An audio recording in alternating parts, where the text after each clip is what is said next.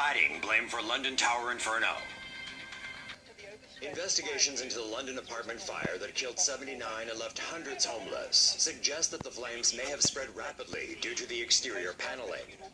The Grenfell Tower cladding used flammable polyurethane foam in between two aluminum sheets, with an air cavity separating it from the insulation and outer wall.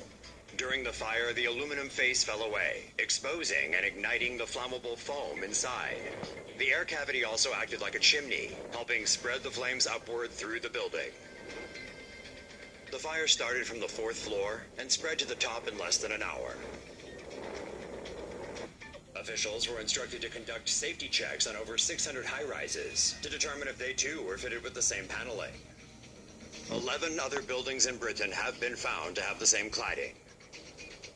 This cheaper type of cladding has been associated with high-rise fires elsewhere around the world. It's been banned in the US, but not in the UK. Cyber attacks hit Ukraine, then the rest of the world. A massive cyber attack hit computers and servers across the world on Tuesday. It began as an attack on Ukrainian government and business computer systems, but quickly spread across the globe from there. Computers in Romania, the Netherlands, Norway, France, Spain, Britain, and the United States have all been affected. Experts believe the latest attack could be a ransomware virus called Petya, which was hidden in a document sent over email. Petya encrypts and locks down entire hard drives. The hackers are asking for $300 in Bitcoin to unlock computers. As of Tuesday afternoon, 30 victims had paid the ransom, although it's unclear if they regained access to their machines. The latest attack appears to have made use of hacking tools that were stolen from the U.S.'s National Security Agency and leaked online by the shadow brokers in April. No group has yet claimed responsibility for the attacks. Sword-wielding Joker gets nabbed by cops. Winchester, Virginia police officers had an exciting Friday last week when they got word of an overly enthusiastic Joker cosplayer wielding a sword and hauling it about in public. Said Joker cosplayer is one Jeremy Putnam. Age 31, this guy seriously likes the clown Prince of Crime. And while this is a very accurate Joker makeup job, Virginia ain't Gotham, yo. Old Dominion law stipulates it's a felony for an adult to wear a mask in public. A Class 6 felony that carries a maximum of 5 years in prison, no less. So, it was his deaf makeup face job that got him charged, and not the fact that he was allegedly hauling a sword around in public. His buddies tell a different story. In a Change.org petition to get Putnam free, they claim he was carrying a cane and not a sword. Putnam's currently being held in an adult detention center on a $2,000 bond. Either way, let's hope the cops don't roll up on a comic book convention anytime soon. Can you imagine what the cells would look like? Strathclyde University asks students to stop making their campus a show. This is the shiny new Technology and Innovation Centre at Strathclyde University in Glasgow, Scotland. It's where some of Scotland and the world's brightest minds come to study, and it's a big stonking jobby show. Word is that TIC's brainy scholars can't tell the difference between a lavatory and a trash can. Dookies are apparently being left in campus bins and shower rooms. Ugh, that's just nasty. Yeah. All of this butt mud reportedly triggered cleaning staff who emailed students to say, with specific reference to foreign students, that poop goes down the levee. And once news of that email broke out, the shizzle hit the SJW dizzle, prompting the university administration to apologize for the reference to foreigners. But hey, maybe the real culprits are closer to home. Because after all, the locals and Strathy students may be more often than not hoot the nuts. Say no. Toxic tush doc gets 10 years for illegal butt injections. A bogus plastic surgeon in Miami who injected a toxic concoction of Fix-A-Flat and super glue into a patient's posterior has been sentenced to time in the slammer. O'Neill Ron Morris appeared in court on Monday and said she took a plea deal so she wouldn't have to face a jury trial. Morris, who's a transgender woman, was sentenced to 10 years in prison and 5 years of probation. She will serve her sentence in a male penitentiary. The fake doctor reportedly pumped women's backsides full of a formula of cement, mineral oil, bathroom chalk, and Fix-A-Flat tire sealant. One of the procedures carried out by the toxic tush doc led to the death of Shatarka Nubi, who died while serving time in a Tallahassee prison.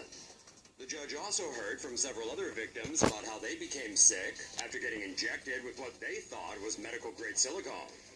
Police said Morris made a business out of performing such cheap and dangerous cosmetic procedures. Well, he finally did it. Flat Earther Mike Mad Hughes finally blasted off in his homemade rocket. Also, the Earth still isn't flat. The former limo driver spent years building the steam-powered rocket out of salvaged garage parts and meant to launch it last November. But the 61-year-old had to redesign his baby after big government stepped in. Between that and technical trouble, the launch date had to be forced back. Saturday seemed like it would be another failure, but Hughes was sick of hearing people saying he'd chicken out. Actually, it was still a huge failure. So he blasted himself 1,875 feet above the Mojave Desert.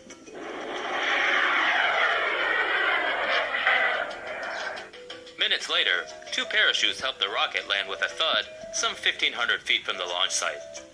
Its front was broken in 2 places, but the man inside came out in one piece. Mike still thinks he needs to just get higher to prove the Earth is flat. He's got good brains. So stay tuned, or not.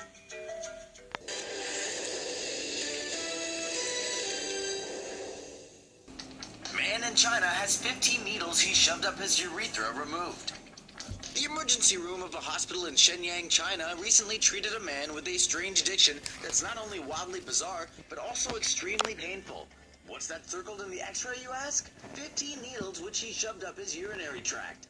Count them, 15. Some had reportedly already started to rust. The 30-year-old man had been sliding the metal thin pins in for the past year and had to finally call for medical attention when the pain was too much to bear. One of the doctors involved in the procedure has advised that if you happen to know anyone with severely masochistic tendencies, please get them help. Don't let things get to, well, this. Man arrested over breast milk theft. Ever wondered what human breast milk tastes like? Well, there's one grown man who knows that flavor very well indeed. A 42-year-old man appeared in a Hong Kong court in mid-July 2017, accused of drinking the breast milk of his office co-worker in a case that's grossed out the entire city. According to our sister newspaper Apple Daily, a new mother employed at a government office in the Wan Chai district had decided to keep 2 bottles of her milk in the office fridge.